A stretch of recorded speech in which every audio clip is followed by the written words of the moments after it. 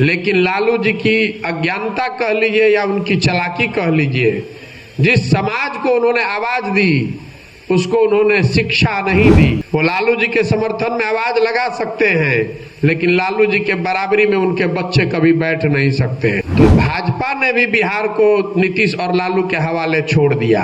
एक प्रशांत किशोर आ जाए कि 100 प्रशांत किशोर, उससे बिहार सुधरने वाला नहीं है। नमस्कार, मैं प्रीति दयाल और आप देख रहे हैं द HD न्यूज। बिहार में राजनीतिक रणनीतिकार कहे जाने वाले प्रशांत किशोर इन दिनों पंचायतों का दौरा कर रहे हैं। वे बिहार के विभिन्न पंचायतों में जा रहे हैं और लोगों को जन सुराज पद यात्रा को लेकर जागरूक कर रहे हैं। वहीं इसी क्रम में वे इंग्लिश पंचायत में पहुंचे, जहां उन्होंने एक जनसभा को संबोधित किया।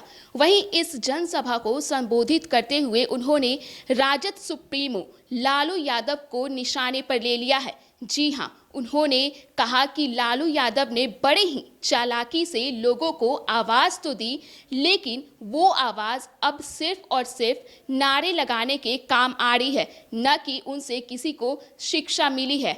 आप पहले वो बयान सुनिए जिसमें उन्होंने बेबाकी से अपनी बातों को रखा है। लेकिन लालू जी की अज्ञानता कह लीजिए या उनकी चालाकी कह लीजिए, जिस समाज को उन्होंने आवाज दी उसको उन्होंने शिक्षा नहीं दी, उसको उन्होंने जमीन भूमि सुधार लागू करके भूमि नहीं दिया, और उस समाज के पास तो पूंजी कभी था ही नहीं। तो वो जो लोग पिछड़े वंचित रह गए वो आज तक वैसे ही रह गए। वो लालू जी के समर्थन में आवाज लगा सकते हैं, लेकिन लालू जी के बराबरी में उनके बच्चे कभी बैठ नहीं सकते हैं। फिर इस राज्य ने नीतीश कुमार पर दाव लगाया। नीतीश कुमार भी 5-7 साल तक उन्होंने काम भी करके दिखाया, इसमें भी कोई मानने में दिक्कत नहीं है। 2005 के बाद इस राज्य में कुछ सुधार होता दिखा, लेकिन 2014 में लोकसभा के चुनाव में नीतीश कुमार चुनाव हारने के बाद उन्होंने भी इस बिहार को ये मान लिया कि भैया यहाँ विकास से कुछ होने वाला नहीं है, समीकरण बनाकर किसी तरह पद पर बने रहना ही उपाय है। फिर हम लोगों ने मोदी जी का भी दौर देखा। अभी एक सज्जन जो आपने पहले बताया कि आपके लिए मोदी जी के लिए बहुत आपके मन में सम्मान है, होना चाहिए, कोई दिक्कत नहीं है। मोदी जी के भी दौर को हम लोगों ने देखा।